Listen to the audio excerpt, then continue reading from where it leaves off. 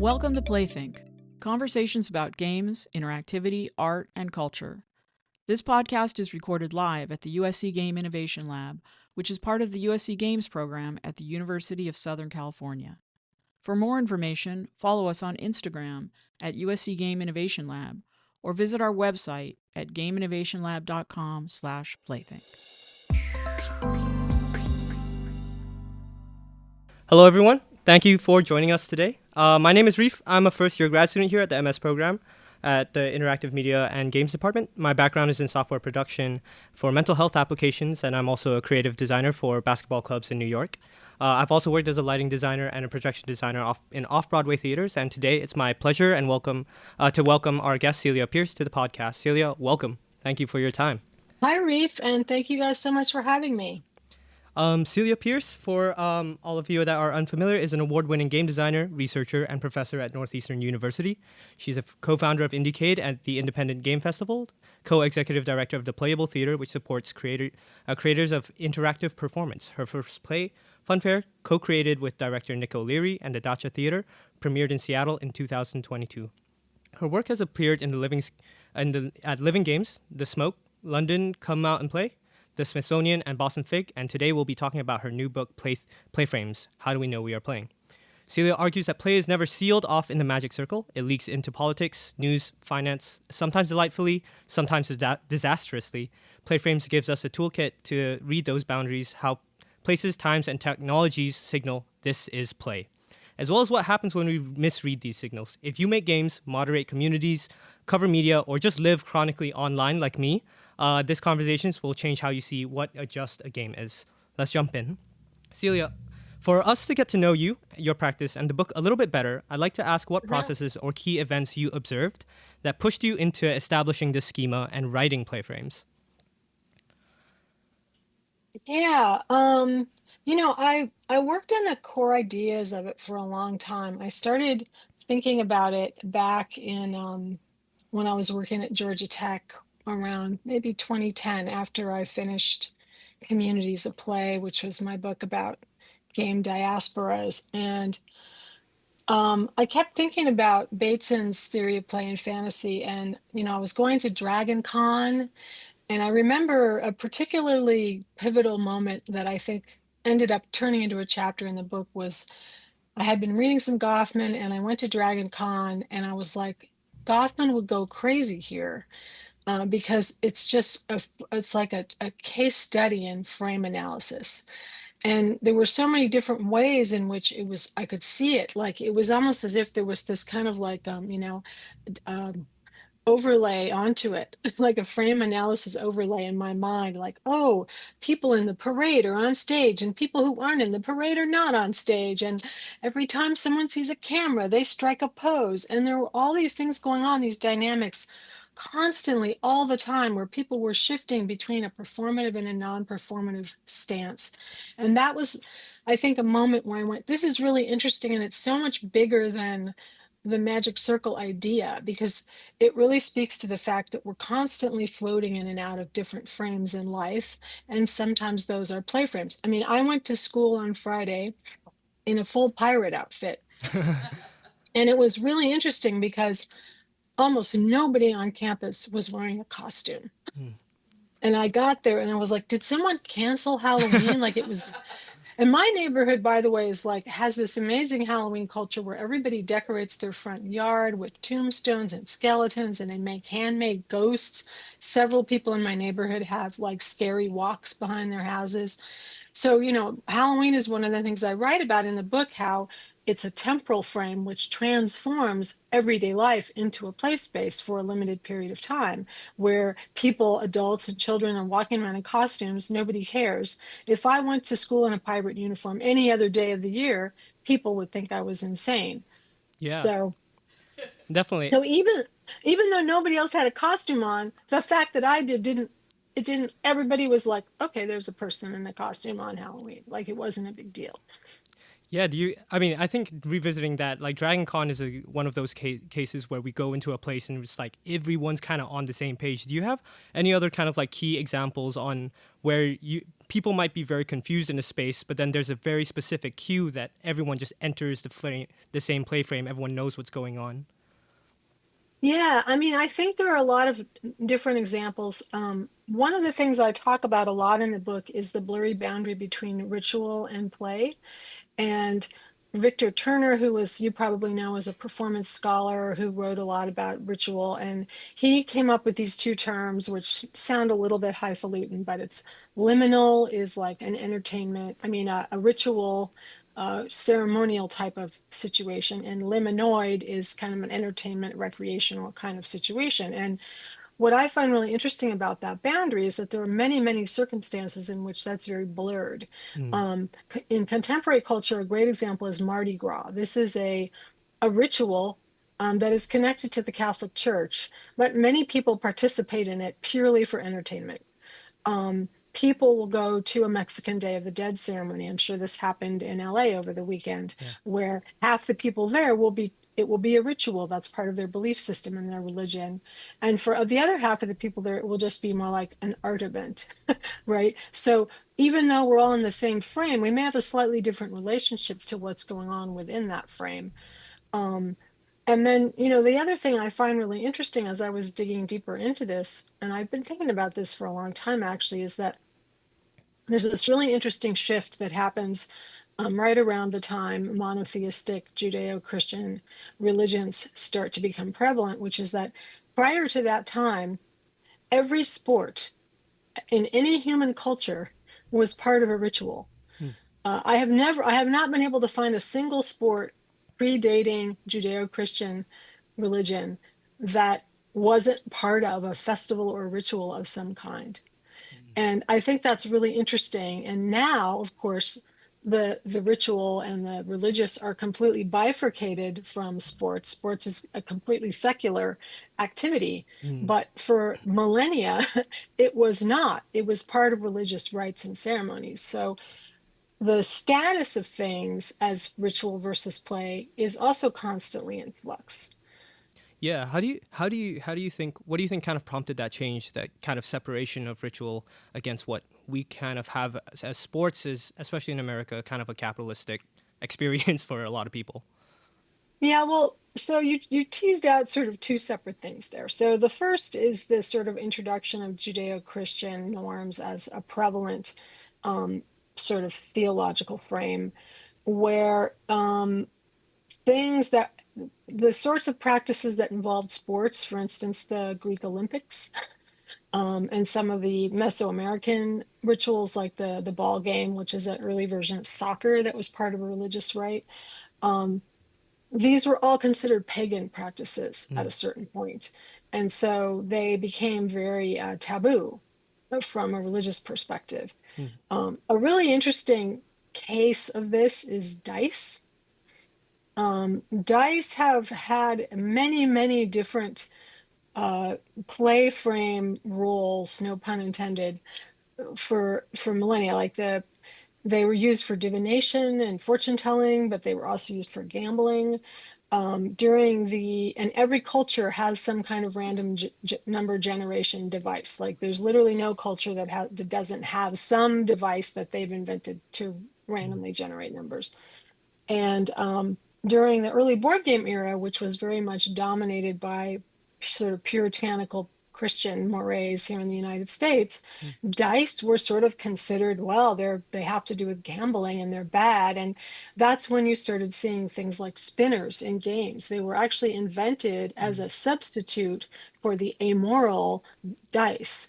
So, and dice, of course, again, have this whole pagan history. So I think there's that. And then capitalism, of course, is a whole other factor, I think, because, and this is something I talk about a lot in the book, like I flatly reject and have always rejected the idea that play is inconsequential. From the moment I read that in Jose, I was like, that's not right. It's not right. It's a defining characteristic according to a lot of scholars, but yeah, I mean, people make millions of dollars playing a game as their job, Yeah. right? So Yeah. this is another weird edge case. Like I have a whole thing that I do in my lecture about the book, which reflects, there's a case study in the book of Fenway Park, which is a baseball stadium here in Boston. And I have a picture in the slide deck where I have a ref talking to a player, and I go, this guy is playing a game and it's his job. So is he playing? Mm. Yeah, I think He's playing. Yeah, he's yeah. playing, but he's also working at the same time. Yeah, I think that speaks to something that that spoke to me when you were in the book, which is playframe literacy, and where the skill of actually reading, interpreting, and navigating the signals that mark the beginning and the end of play. What would you want that to kind of look like as part of the education of both game designers and as just general youth and people in Hmm. education? It's funny, I haven't really thought about that answer. Like I've said, we must do this, but I Yeah. haven't really thought too much about how one would go about doing it. It's a really great question. I mean, I think one of the first things I would say is to avoid overly simplistic interpretations, which is again why I'm kind of like on the definitely anti-Huizinga side of the scholarship uh, spectrum, because I just think that things that are overly simplistic and binary in general in life don't work, but they really don't work for play. And so, and I think the other thing that I think is really important to realize is, there was a time, and this was when you read some early game scholarship that used frame analysis back in the early to mid 2000s. Most of those people are writing about hardware that only does games. Mm. So, well, Sebastian Detterding did a great thesis about frame analysis and relative to video games, but he's talking about consoles. Mm. And so, that's a device that's a mono device. It does one thing, and the thing it does is play. But when you're on one of these, you could be texting your mom. I'm showing a cell phone for the podcast audience. You could be texting your mom. You could be working. Mm. You could be playing a video game. You could be gambling. You could be banking. Like, we don't know what people are doing on these multi-purpose devices. And so paying a little more close attention to what might be going on is very important. Yeah. Um, yeah. And And also I think one of the things we saw with kind of with what's happened with, and again I write about this in the book, sort of the spillover between Gamergate and the alt-right. Like there's a very close tight connection between the alt-right and Gamergate and toxic masculinity in video games spilling over into politics. This is partially due to the fact that many of these communities were essentially neighbors on platforms like Reddit. And so it was very easy to pull people from one forum into another forum, from an ARG forum, say, into an actual conspiracy forum, mm. was a very trivial pivot. And I think that can become very dangerous because people in one place know that they're playing and know that things they're doing are not true. Yeah. And people in the other place think what they're doing is factual. And it's a fine line. They look exactly the same to the untrained eye, Yeah. right? Yeah. But for us that are like game designers here that are all looking to kind of like train ourselves in frame analysis, train ourselves in Mm-hmm. how to recognize whether or not these spaces could be dangerous or lead up to something dangerous. What are the kind of like ways that we can analyze and look at a frame and kind of understand like, oh yeah, this is going into a play frame. This is going into something that is potentially dangerous. And how do we recognize that a little bit better? Yeah, so one of the schemes that I present in the book is I talk about the idea of rules and particularly the idea of rule conveyance, because I think that it's been a sort of a little bit of an oversight of game scholarship to um, sort of talk about rules in this very vague way, in the same way that we talk about fun. We Yeah. always talk about fun like it's this generic thing that everybody agrees upon, right? And I always tell my students, like, I don't like first person shooters, but you might think they're fun. I don't find them fun at all, right? So, thinking about fun in a more nuanced way, but also the idea of a rule, right? So, rules are the constraints that we give players. And so my philosophy of game design is it's a lot derived from the grasshopper. I don't know if you guys have probably read that as part of your Yes. reading text, Bernard Suits. The idea that Games are weird because they're a deliberate attempt to make something harder than necessary. So the way that I summarize this in the book and in my teaching is that, and this is kind of, I ask this question, is game design design? And the answer I give is, well, if you think that design is about reducing friction, which all other design is, interface design, product design, then no, because what game designers do is we create friction. And not only that, but our job is to create fun friction. Our job is to make friction that is aesthetically pleasing, which is arguably harder than reducing friction.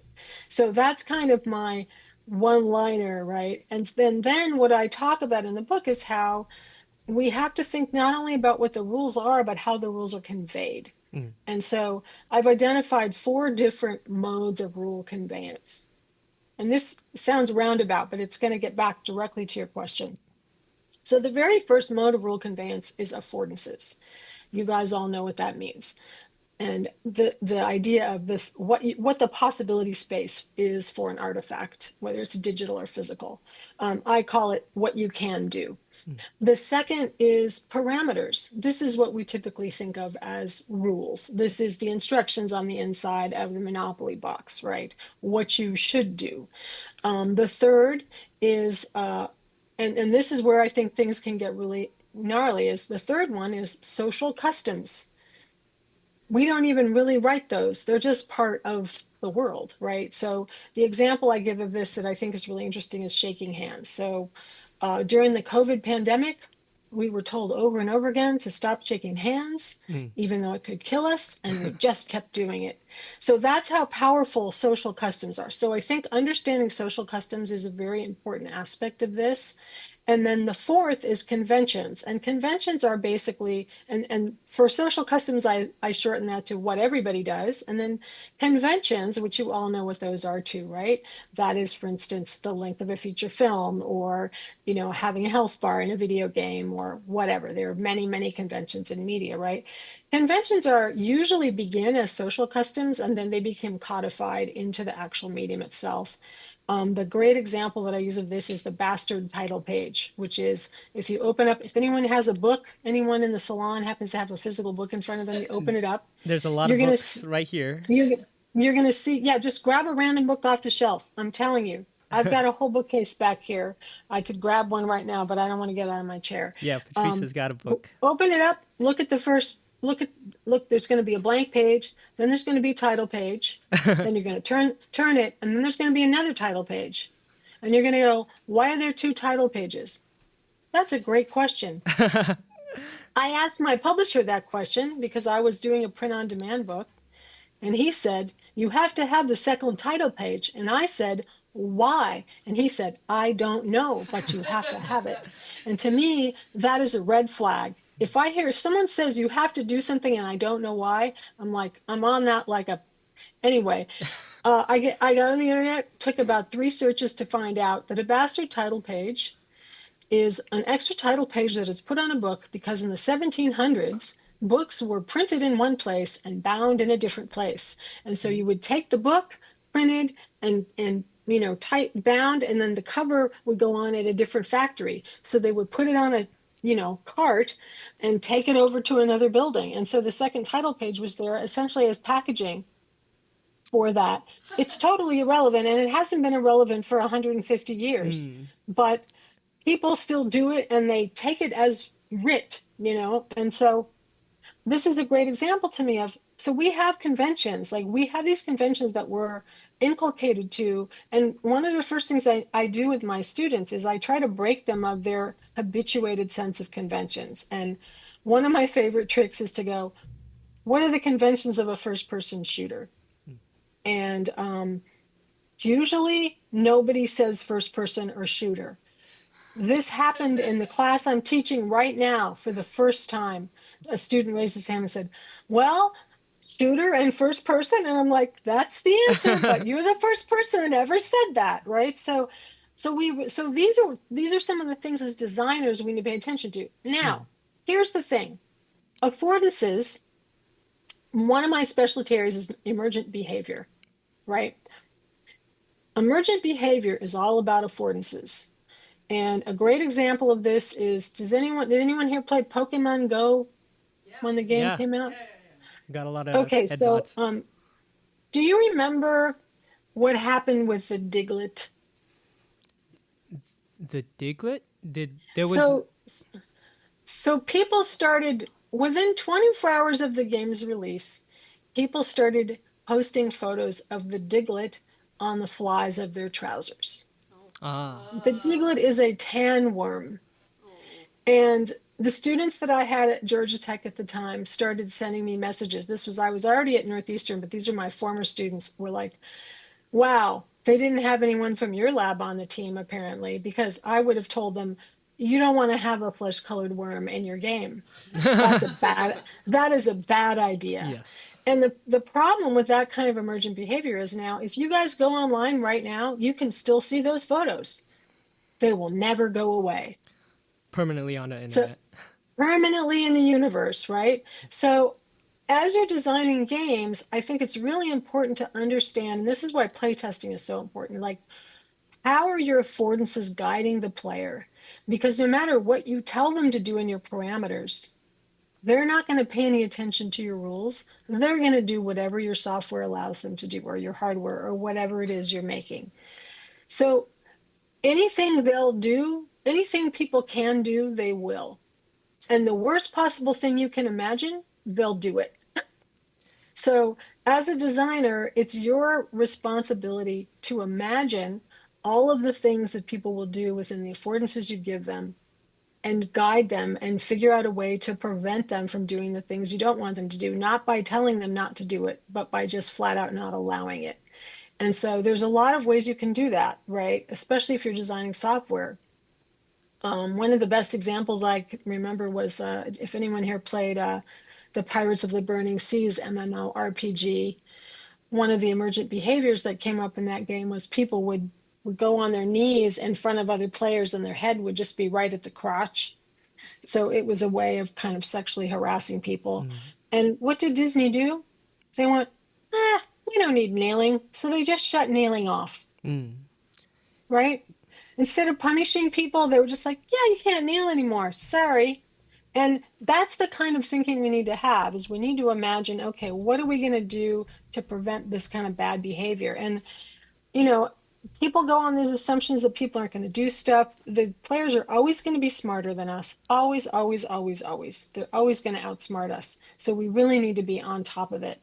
And the other thing we need to do is, if we're going to make a social space, we need to moderate the fuck out of it. And pardon my French, but but part of the reason Roblox is such a hot mess is they just don't have enough community managers. Mhm. And spaces that have community managers always do better than spaces that don't.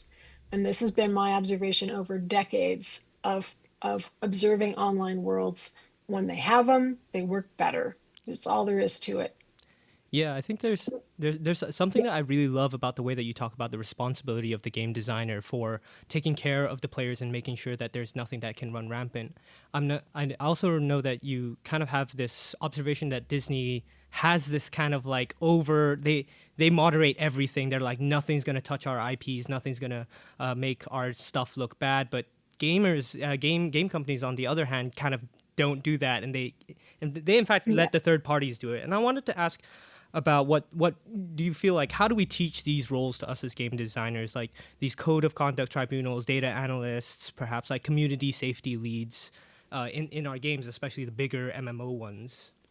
I think that the hard challenge we have, so this is my hope, and it's part of the reason I feel committed to the job I have as an educator, right? Is that um, over the, I started in 1983, and I don't math good, so you figure that out, how long a time that is. But, I remember going in the 90s to Atari. uh, And a guy brought me in there because he said to me, well, we need to have, our games need to be more appealing to girls, and I'd like you to talk to the CEO about it. And I came in and I tried to talk to him about it, and this is what he said to me, and this is a direct quote. Our job is to take lunch money away from 13-year-old boys. And that is the mentality of the corporate overlords in the video game industry. It's why Gamergate was allowed to propagate. I worked for PlayStation Home. And when I was doing consulting for PlayStation Home, I did a bunch of research into behavior, emergent behavior and player behavior. And I was reading the forums, and one of the players of the game on their own forums said, PlayStation Home is a sexual harassment simulator. Now, how come nobody at the company read that forum and saw that post? How come I was the first person as an outside consultant to see this? And I told them, I go in there in my female avatar and I can literally start a timer and a minute won't pass before someone won't be sexually harassing me. And this is what they said to me. Well, we don't have enough women in PlayStation Home to worry about that. And I gave them several ideas about how to fix it, including creating a physical boundary that would prevent people from getting within a certain distance of each other. I said, you could just make an invisible bubble. It will take a programmer one day to do. And they said, no, we don't have enough women. It doesn't matter to us. And so that's the attitude you have to deal with when you go into the job, into the workplace. So what I hope is our students are going to come into a conversation in the workplace like that and say, no, that's not acceptable. We need to stop just turning a blind eye to all this bad behavior and intervene, whether it be through affordances, because what I was recommending wasn't even moderating. It was literally just some software changes. And, oh, well, we have a reporting system. I go, yeah, you take 5 steps and you have to remember the person's avatar name. And by that time, they're gone. Yeah. So like, we as game designers need to carry that responsibility into the workplace, even if the people that hire us are not in that mind frame at all. Right. I think that's an amazing point, and especially because I think that we or the players are very, very, they'll just do it, right, because they can. And I think that that's like one of the dangerous parts about being in a play frame that is not moderated. But I also wanted to talk about how we leave play frames kind of gracefully. And I want to ask you if there's any kind of gold standard that you have for how we leave a potentially dangerous, a potentially more, a potentially maybe wild or heated scenario and have a clean exit out of that play frame. Gosh, I don't know. That's another interesting question I haven't really thought about. I mean, one thing I do talk about in the book is the fact that play frames seldom begin at the moment the play starts. Like most play frames, there is some kind of prelude, whether it's reading of the rules or in the case of something like Dragon Con, making a costume or buying a ticket to something, Disneyland, planning a trip, whatever it is. I think that I guess I could take a lesson from some of this self-moderation I've seen at IndieCade. So IndieCade is a kind of notoriously harassment-free or low harassment environment, and we haven't had over the years very nominal instances of harassment, and they were often sort of personal conflicts between people, not necessarily generic harassment. But we also kind of put forth the idea that as a community, we're responsible for maintaining our standards here. And as a result of that, people have behaved properly. And if they haven't, other people have called them out. And I've seen it happen a couple of times where somebody has done or said something inappropriate and I'm sitting there as the co-founder and the person who's responsible. Like I'm the person that gets reported to when shit goes down. And I've seen another festival member go, no, that's not cool. And I've done that myself in a number of situations with people who are perfectly well-meaning and lovely, just saying something stupid, or doing something dumb and just go, no, don't do that. Yeah. So it's not that hard. You know what I mean? Yeah. I think it's just we have to be accountable to each other. And usually when you do that with someone in that community, they'll go, oh gosh, thank you so much for calling me out on that. Yeah. Right. There's a topic that you discuss in the book that's actually very near and dear to my heart, which is basketball and pickup basketball. And I wanted to ask you about because I think that basketball is one of those cases, specifically pickup basketball, where you're not entirely sure where exactly the play frame really starts, whether it's like when I walk into the park or is it when I check the ball up. There's whole loads of interpretation. Now, I wanted to ask you about what you see in kind of pickup basketball in the kind of play frame literacy. Yeah, it's really fun because I have I have a little dog and I walk her a lot in the park near my house, which has both a baseball diamond and a basketball court. And on Sundays, girls flag football, women's flag football, which Mm. I very much enjoy having in my neighborhood.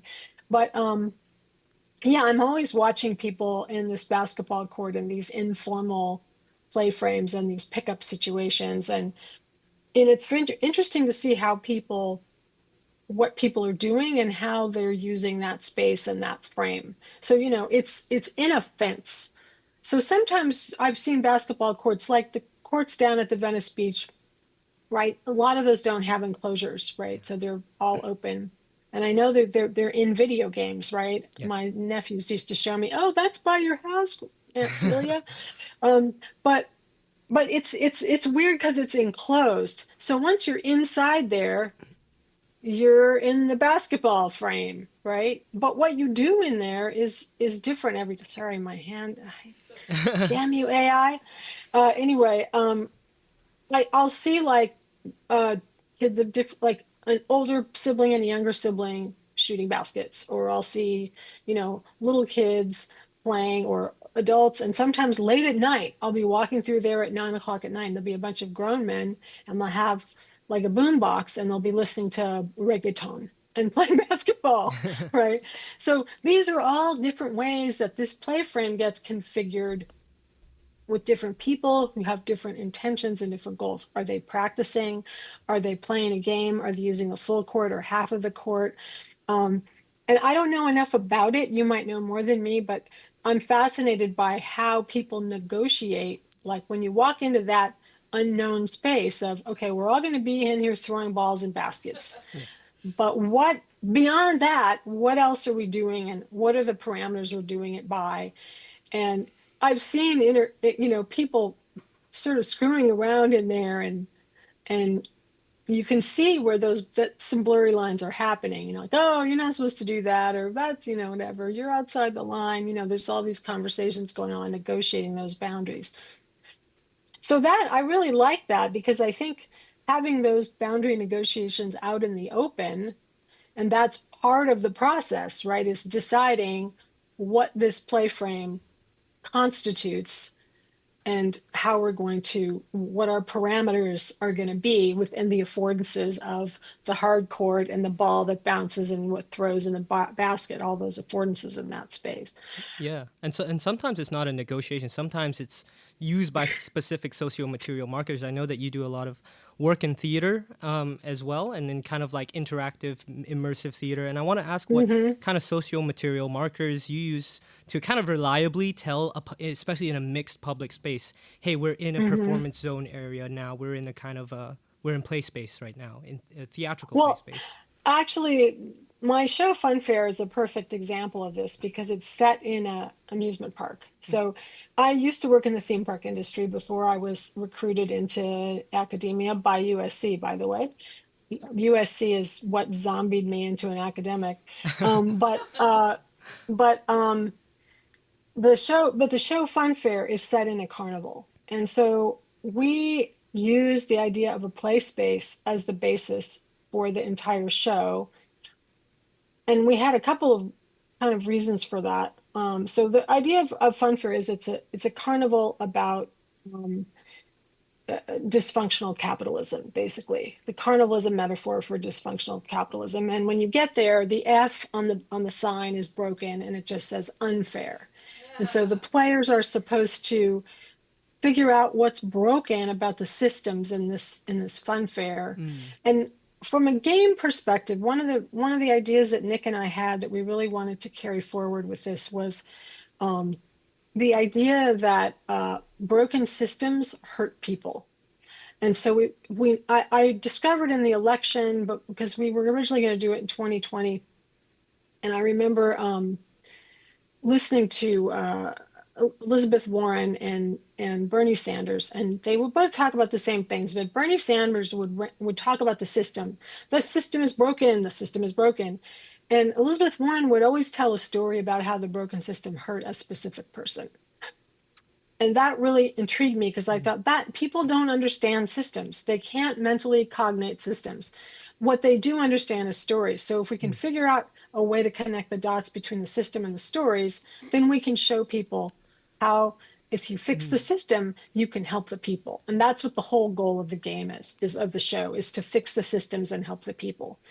But because it's a carnival, you already know that you have some agency.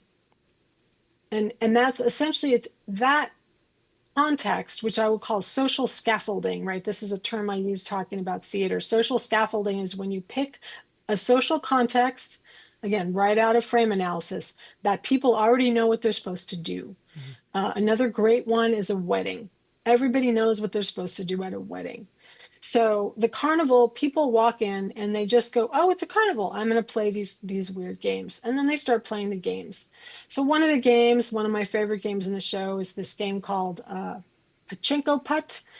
It's a miniature golf course. And when you get the ball in a hole, it goes into a pachinko panel underneath.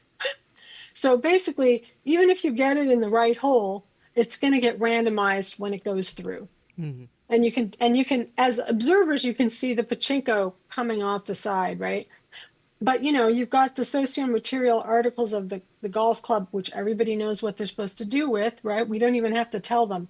Hit the ball in the hole, you know what you're supposed to do. It's a social custom, right? Right.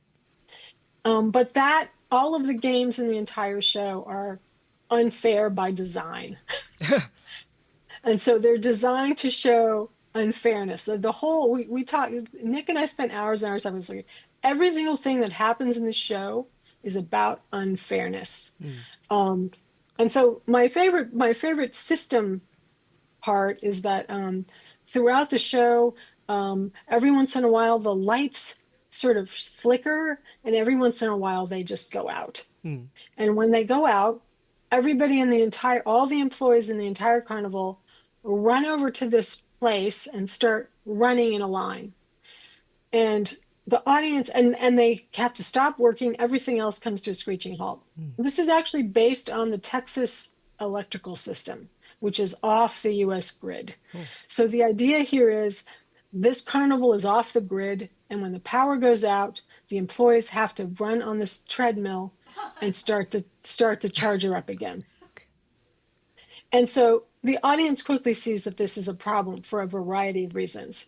And the show has a voting.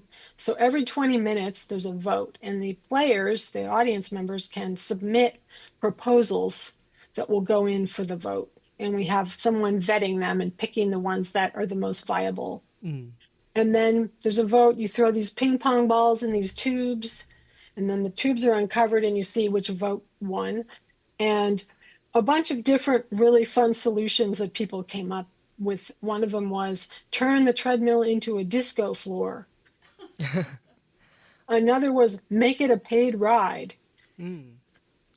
Right. So these were all ways to prevent all of the employees from having to go do this and disrupt their workflow. So these are just a couple of examples, but using the carnival as the social scaffolding, because also if you put people in a theater, like I've noticed this, I recently saw an interactive show that starts with everybody sitting in the seat in a theater and then introduces agency into the mix in a way that was really compelling, but it's very hard to do once you sit somebody down.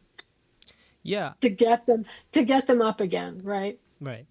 I actually wanted to talk about that subject of agency in theater. I feel like a lot of immersive shows promise people like there's this whole load of you're gonna have so much agency to deal with this world, to interact with it, but in actuality they often kind of keep very tight authorship over it. And I wanted to ask you how much like unpredictability and agency a production could allow before the frames start to collapse onto themselves. I mean, I'm rolling my eyes. I know you can't see that on the podcast. The people in the salon can see. I'm like, Oh my God, I know. It's just, it drives me up the wall. And it's part of why I started the Playable Theater Initiative, is because I was so frustrated by how passive, and I kind of started referring to it as the three-dimensional fourth wall. Like if you go into an immersive promenade theater kind of event, like the one I saw, I'm sure everyone's seen or heard about, is Sleep No More, the sort of famous Punch Drunk piece, which is really brilliantly executed for what it is, but it's frustratingly passive. Mm, And I remember I've seen it a few times, and the second time I saw it, I just basically focused on the audience. mm. Everyone else is following the actors. I'm like, oh, what are these audience members up Yeah. to? And people were stealing candy from the candy store, and my thought was, that's a missed opportunity right there, Mm, mm. And so I think agency is really, it's complicated. It's a difficult thing Yeah. for an artist to give over control of their aesthetic Yeah. to an audience member, and theater people are absolutely terrified of amateurism. They're scared of non-actors trying to act Mm, and ruining their beautiful whatever, right? yeah. So, I mean, that's part of why the masks in Sleep No More were so, to me, problematic, because first of all, they created anonymity, which is, I spent some time with them in England a few years ago, and I was like, masks are an invitation for bad behavior, right? I mean, this is a great example of an emergent behavior affordance thing. Yeah. Yeah. Uh, yeah, you can't put a mask on someone and expect nobody to misbehave. Like that's just, I mean, there's whole movies about this, right? Yeah. So, so for me, it's the invitation, right? To give people the invitation and to come up with the scaffolding that already prompts them to have agency, which the carnival is one example. The first immersive theater show in the US was um, this piece called Tony and Tina's Wedding that was in New York in the 80s when I lived there. And I never saw it. But when I was writing about it in the book, I found this really funny review where they talk about this guy who goes to his Shriners Club or his Legionnaires Club one day and to have a drink, and there's a wedding going on, and he steals some drinks and some hors d'oeuvres, goes on his merry way, comes back the next day, the same wedding is happening with the same bride and groom. Mm, And this is a great example of what Goffman called frame misalignment. He's like, what's going on? Why are these people getting married again? mm, mm. And then the bartender was like, oh, this is a play. And now he understands, oh, I see, I get it, and now his frame is aligned with the rest of what's happening. But in another review, they talked about people in the audience would pretend to be actors, Mm, and they would try to convince other people at their tables. It takes place at an Italian American wedding, so you know exactly what you're supposed to do. You would buy a ticket, you would get an invitation in the mail that looked like a real invitation. My friends would show them to me. Oh, I'm going to this show. Look, they sent me a wedding invitation. And so this is a great example of that protracted frame thing you were talking about, right? I get the wedding invitation. Okay, I better get some good clothes to wear to a wedding. Like I know exactly what I'm supposed to do, mm, right? mm. And then you go and they put you at a table on the bride's side or the groom's side, and people would start spontaneously creating characters, even though they weren't given any prompts to do so. Right. So that's a great example of like, it's an invitation and people can lean into it or not. Mm, They can sit back. You can go to the Renaissance Fair in shorts and flip-flops and not really be part of the world. And then you can slowly buy your way in. You can buy a doublet, you can get a sword, and by the time you leave, you can be fully involved in that immersive environment. So I think those kinds of forms of agency that invite people and give them some scaffolding, but don't necessarily force them. yeah. Like with Fun Fair, if people just go and play carnival games the whole time and don't interact with the actors, they'll still have a good time. Right. Um. So, yeah. Oh. Yeah. No. I totally agree, and I'd love to revisit something that you said earlier about bad behavior. I'd be really remiss not to talk to you about your observations about the Capitol storm on January 6th, and I just wanted to touch on this because I thought that was one of the most powerful moments in the book. And for us as game designers, I kind of want to ask you what is kind of like dangers of how do we recognize the dangers of play being taken too far? How do we check ourselves and check our players to ensure that play in social spaces kind of never reach this harmful level? Yeah, so I think that there's a really simple starting point for that discussion, which again I do touch on in the book, which is bullying, Yeah. right? So we all know playground bullying. I bet you a lot of people in the room there have been victims of it. I know I was. Mm-hmm. And playground bullying is a problem because people don't take it seriously because it's in the playground. So like when I was a child, I was regularly injured by my classmates while playing, Mm. and nobody did anything. Nobody did. None of the people that pushed me down in the asphalt or in the dirt ever got punished. They had no accountability whatsoever. Mm. And so there's a problem here, which is that tolerating bullying in the playground, taking the playground seriously enough that if something bad happens there, this is what happened with Gamergate, is that people went, oh, it's just video games, who cares? Mm.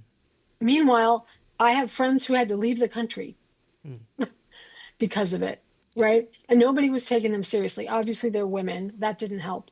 But the point is that, like, if we see bad behavior in a play frame, you can't just go, oh, that's just play. People are playing. It's not serious. Mm. If somebody is hurt, then it becomes serious.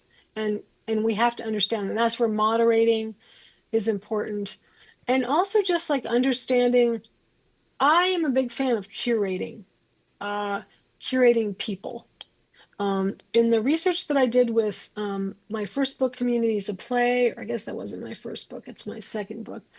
My second book, Communities of Play, most of the players in that community were baby boomers, and half of them were women, and they had no harassment at all. Mm. They had one incident, and it was a 10-year-old boy, and he was immediately kicked out of the community. So if you have, and there's a lot of research about this, and I'm not trying to be sexist or essentialist or anything, but basically, if men are together with other men, they behave worse. And there's a ton of research about this. Mm-hmm. So if you moderate the gender mix, the bad behavior will go down at a certain point. It won't go down if there's just a few women, but if there are more than 50% or around 50% female, then the bad behavior starts to decline because it's no longer socially acceptable and you're sort of outnumbered, right? Yeah. So I think that designing things for broader audiences is going to help mitigate this. Mm. If we keep designing for, Tracy and I wrote this article years ago called The Hegemony of Play, where we talk about the marketing construct of the gamer as a young male. If we keep designing for this marketing construct, we're just going to get the same result, which is the same kind of shitty behavior. And I'm doing some work now, sort of following up on earlier work I did back 20 years ago on baby boomer gamers, where they don't like playing with younger players because they don't like their trash talking. Yeah. Yeah. So they self-curate. They go, okay, we're going to play with people our own age because we're not interested in this kind of toxic culture. Yeah. I think analyzing and coming at our games and coming at our playframes with a critical mind can help us kind of like become better people and design for a broader audience. So I'd love to take the time now to open up the floor to kind of like the questions. Great. We have a mic up front here, and if anyone has any questions, perhaps we can they'll come and speak into the mic, and you should be able to hear them. While others are coming up with questions, I'm going to jump in and take my prerogative as a of course co-host and ask you a question, Celia. So this is Tracy, and yes. For the podcast audience. My question actually is, obviously I myself have been bullied online, experienced the toxic issues. I actually don't know if you know this, but I have removed all my social media accounts and I'm no longer online. But my question to you is actually different. It's about when we actually want a play frame that invites a kind of danger. And I know, when you were writing this book, you asked me about my play of the game Majestic, right? And this game was one of the early like alternate reality games, and it was a game that invited a frame of danger into your daily life. Right now, this is before we were terrified of real dangers, and it came right on the cusp of that moment. So it was like, very exciting to think about. And I loved this. I played the beta really hard. I loved it a lot. I loved the idea of having a secret like conspiracy theory life that I was leading, right? And then of course the world changed, and Yeah. 9/11 happened, and they shut the game down. And I've never actually ever seen a game again that played with that level of danger in a play frame. And I'm just wondering if you could talk about that. Like, how can we rehearse that? How can we have that? Can we have that? Or is that shut off to us now in the world we live in? That's a great question. In terms of Majestic, one of the things that I talk to people about, and I talk about it in this chapter, and thank you so much for letting me interview you for that, because I spoke to a few different people and some of the designers, and it was really helpful to get those firsthand accounts of people's experiences. But the thing about Majestic that people don't realize is that you had to sign a contract to play it. So you couldn't just stumble into it by accident. No. You signed an agreement that said, I've agreed to play this wacky game that's going to get in my face in my everyday life. And I checked boxes that said when it could contact me. Exactly. And that is a consent. Yeah. That is the play consent. Yes. So you said, yes, I'm willing to be scared out of my wits by footsteps in a parking lot. I'm willing to be scared when somebody knocks on my door in the middle of the night and it turns out it was just a UPS guy, right? These are all real things that Tracy told me in the interview. I'm willing to do that because I made a consensual choice. And I think this is an important thing, going back to what Reef was talking about earlier, is consent is very important in play. Yes. And if you don't consent, then you're not playing. And so that game, I think, did a really beautiful job of creating a consent boundary around itself. That is so important. I love that you're putting it this way. It's so important, because we can't be afraid to play with hard ideas, right? We have to be able to play with these hard ideas. But you're right. We have to consent. And I think that's such a wise way of looking at it, because I don't want to be in a world where I can't play hard, and I can't play with dangerous ideas. I want to play with those things. I want to touch the flame, but I want to consent to it. Yeah, exactly. You want to consent to it. And I think the gesture of requesting consent is a sort of a mindful gesture by the designers. Yes. Right. Really. It's telling you that they care. Yeah, I love it. Thank you so much. I love that answer. Do we have other questions? I don't want to. Yes, come on up and speak in the mic here. Tracy, one quick follow-up. If people aren't aware, there was a really great alternate reality game that actually I think Jeff Watson was involved in. Who used to work with you, the sweet late Jeff Watson, called the Jejun Institute. Oh yeah. And there's three films. There's a television show that's based on the game, which I've forgotten the name of, but Jason Segel made it. There's also two documentaries about the game, and what I highly urge people to watch both of those, because the first one is really about the fun part when people first started playing it, and it was sort of woven into the streets of San Francisco, and there were signs and all these things. But then the second one is about how the game fell apart and why. Yeah. And I think it's really, really useful for people, especially if they're interested in pervasive games, to look at those two films. Oh, that's wonderful. The first one's put that on our the Discord, first one's called the Institute. I've forgotten the name of the second one, but it's the same director who made it. Fantastic. Thank you. You have a question? Yeah. Hi, my name is Ivy. I'm an MFA in Interactive Media here at USC. You earlier in the conversation, you critiqued Sleep No More for its use of the mask and how that invites kind of misbehavior. And that was really interesting to me. I never attended Sleep No More, but I attended Life and Trust earlier this year before it also dissolved, which is it was a spiritual successor show, very similar to Sleep No More, very similar rules and format. Hmm. It did something that really scared me. And I'm curious to hear your opinion on this because they give you the mask at the beginning and they lay out two big important rules. Don't talk to the actors, do not touch the actors. It seems like really important guardrails, Hmm. and very helpful.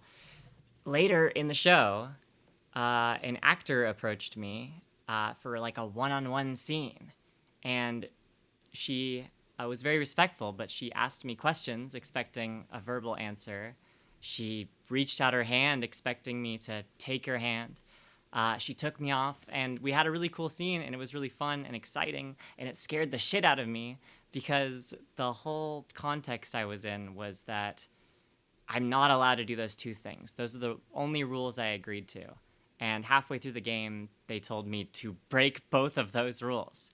For the rest of the game, I had no idea Oh, what to do anymore. And I'm curious if you think that's. yeah.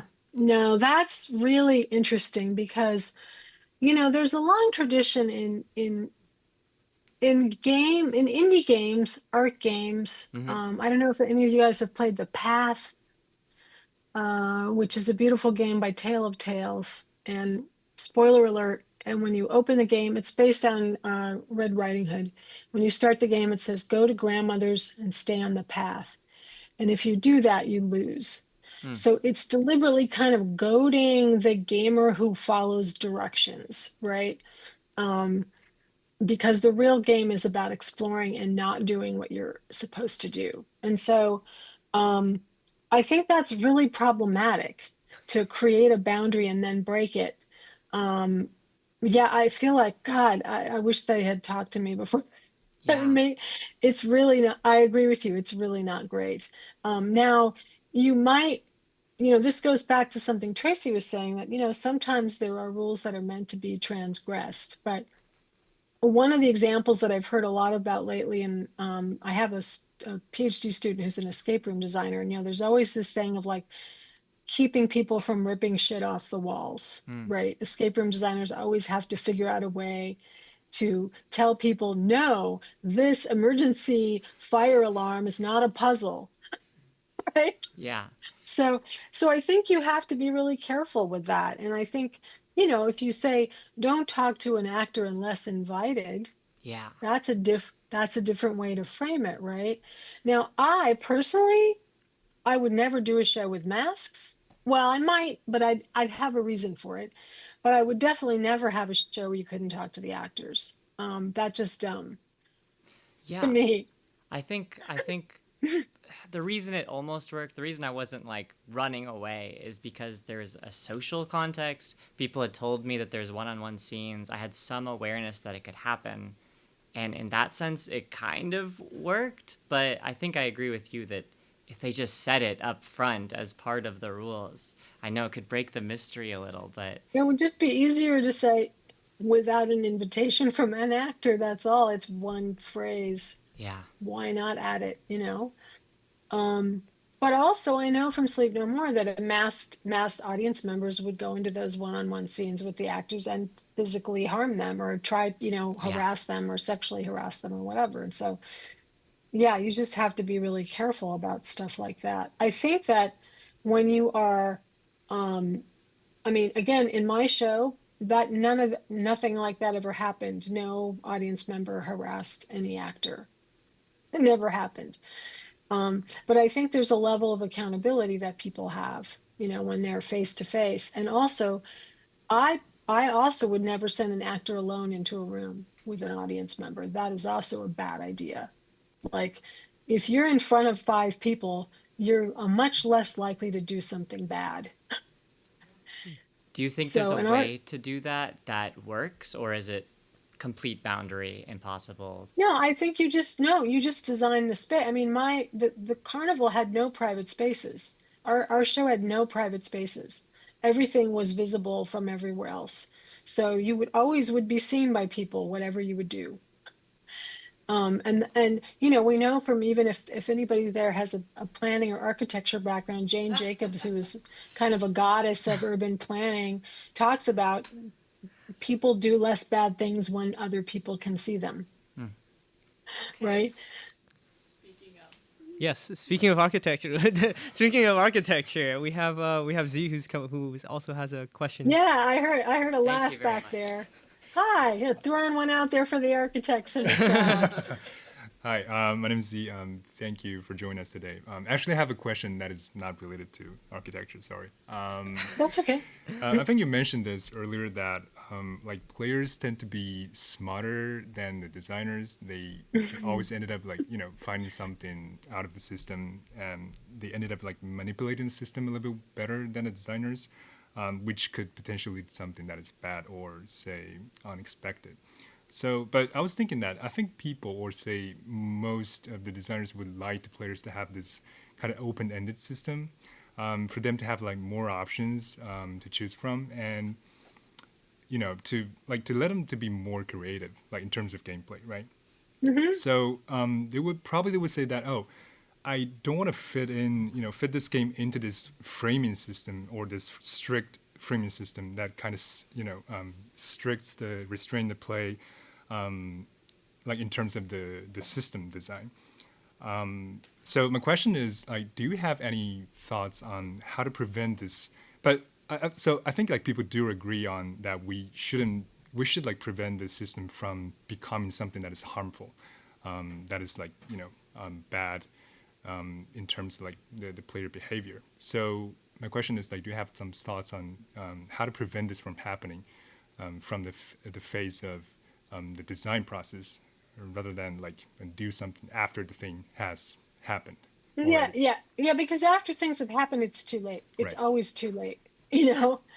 Um, yeah, I think that, so I want to make sure I'm clear that when I talk about playframes, I'm not talking about stricter rules. I'm Mm-hmm. not talking about more parameters and preventing people from being creative. I mean, if you look at, two of the probably top most best-selling games of all time, which are The Sims and Minecraft, are both successful on the basis that they have a wide range of affordances to allow for a wide range of play styles, including open-ended play, non-goal oriented play, etc.